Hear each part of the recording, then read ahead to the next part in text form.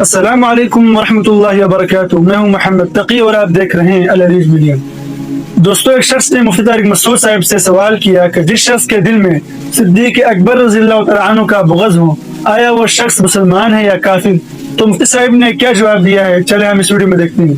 थोड़ी याद मुफ्ती साहब, मेरा सवाल ये है कि अगर कोई शख्स के बारे में यकीन है कि ये खुलाफाए राशिदीन और सहाबा इकराम को गालियाँ देता है, क्या ऐसे शख्स पर कुफ्र की फतवा लग सकती है या नहीं? देखो, जो हज़रत अबू बकर हज़रत उमर को गालियाँ देता है उसका इस्लाम से कोई ताल्लुक़ नहीं है, क्योंकि हज़रत अबू बकर की सहाबियत को कुरान ने बयान किया है।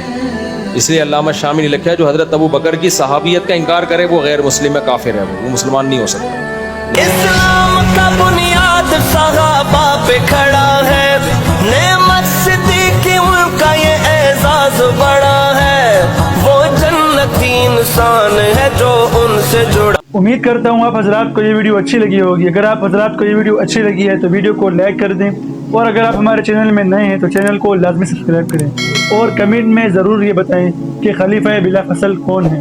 जज़ाकल्लाहु खैर।